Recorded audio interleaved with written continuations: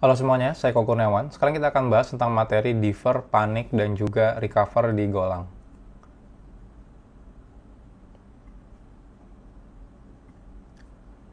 Apa itu defer?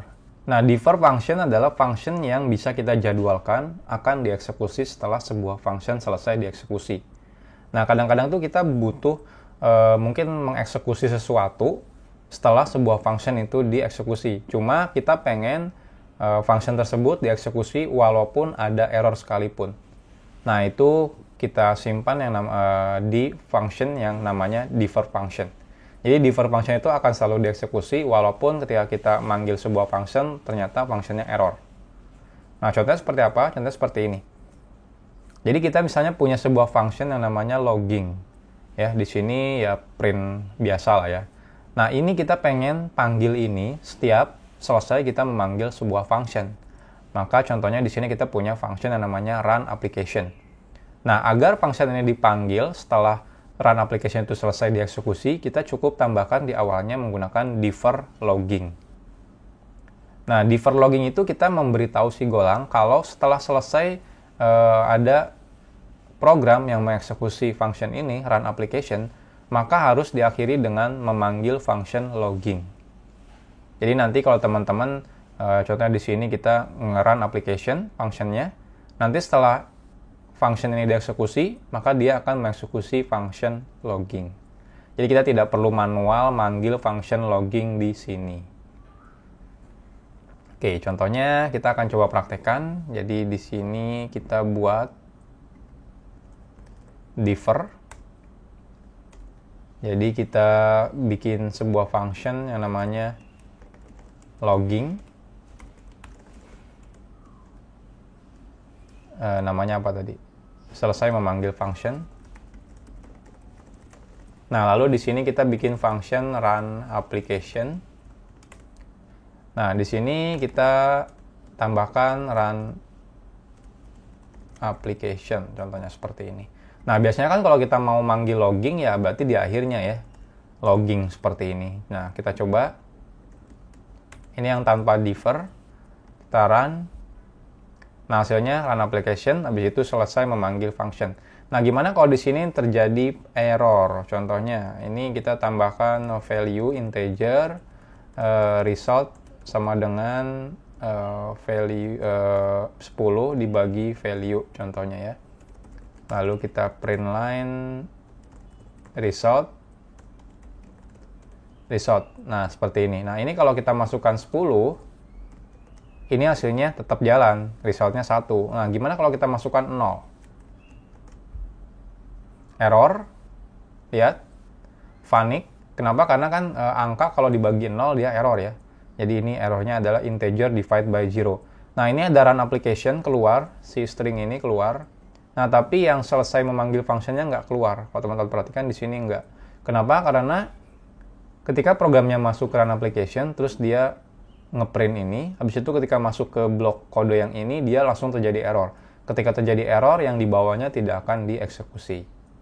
Nah, gimana kalau kita pengen pokoknya nggak peduli error atau gagal, atau sukses ya istilahnya, tetap saya pengen manggil si function ini.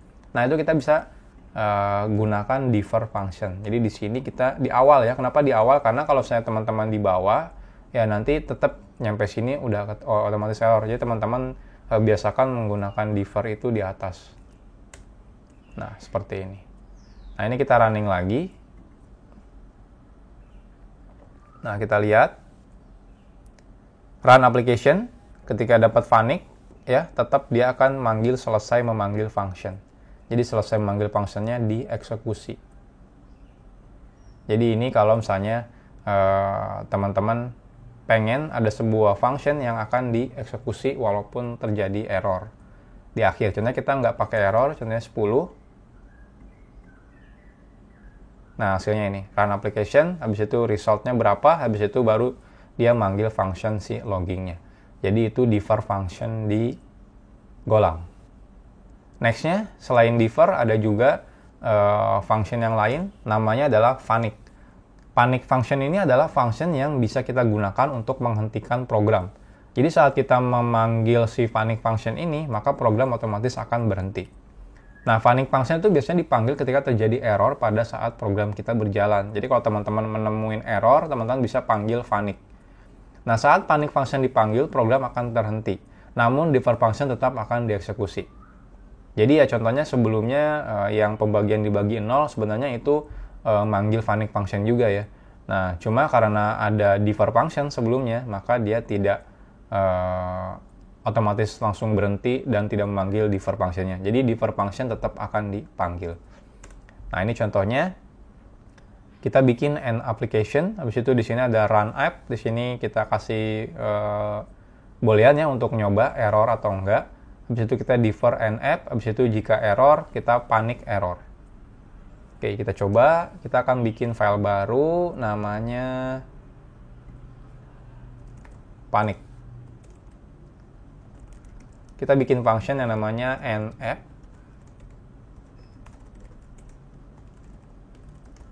Aplikasi selesai, misalnya saya itu bikin function run app, di mana di sini ada variabel error boolean. Ini untuk kita biar bisa nyoba-nyoba aja. Jadi misalnya di sini kita defer dulu si an app, saya itu if error, nah kita paniknya misalnya aplikasi error seperti ini. Nah, di sini kita print line aplikasi berjalan. Oke, kita coba run app-nya errornya jadi false dulu. Jadi dia tidak error, kita cek.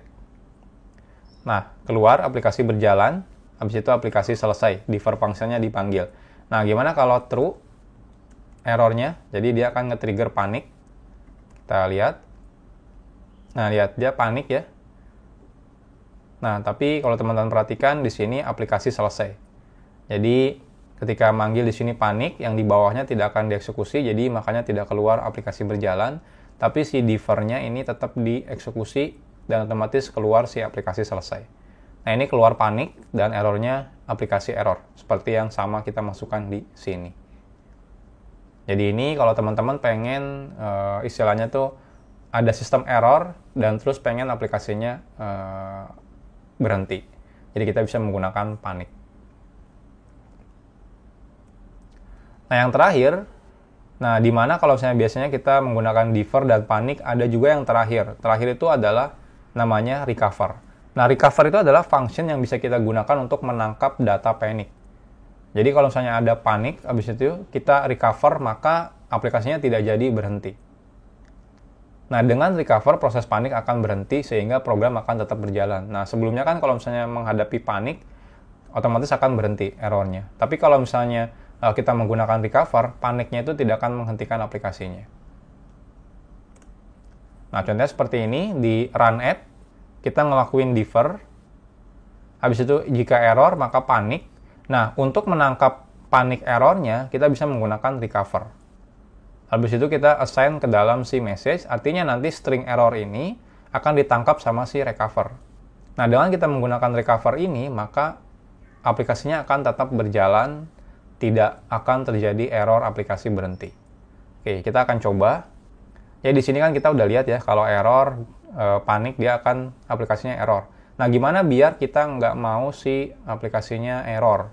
Nah, kita bisa menggunakan message sama dengan recover seperti ini. Jadi function recover ini digunakan untuk menangkap data si paniknya.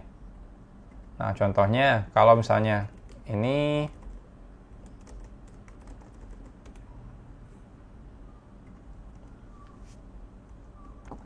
error dengan message seperti ini. Ya. Nah, ini kita run.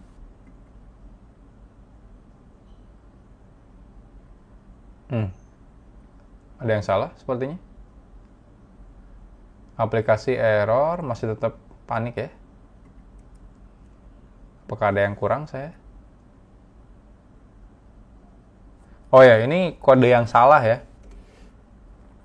Sorry, saya agak sedikit bingung. Nah, jadi ketika panik, proses panik terjadi, maka kode yang di bawahnya berhenti, maksudnya dalam function ya, bukan aplikasi.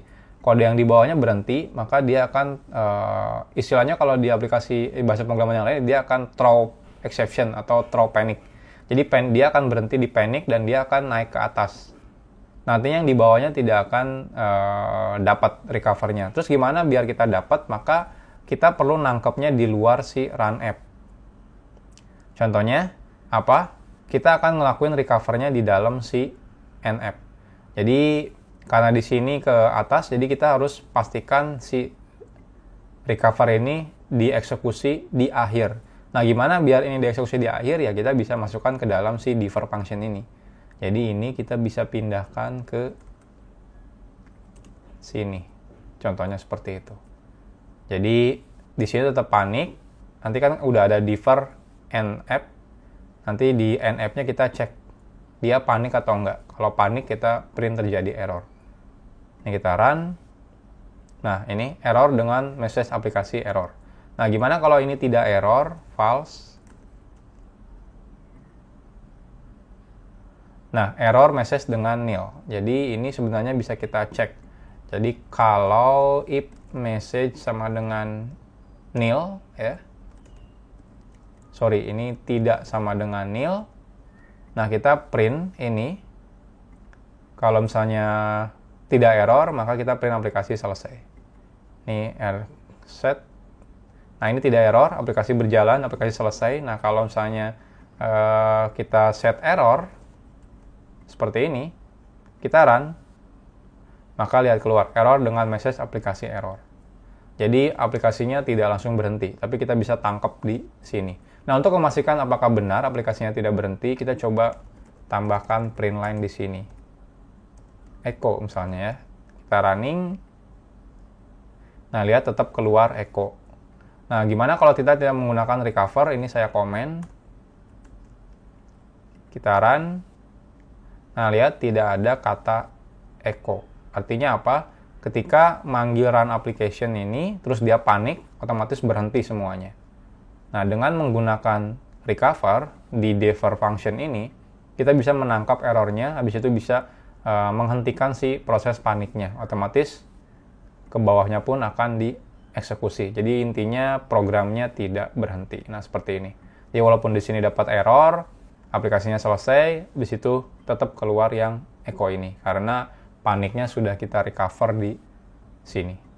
Jadi recover yang benar itu disimpan di dalam si differ function. Jangan sampai recovernya teman-teman coba tambahkan di sini.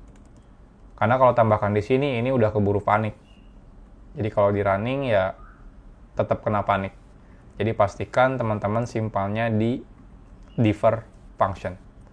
Jadi seperti itu tentang differ dan juga panik dan juga recover. Next, kita akan bahas tentang komentar di Golang.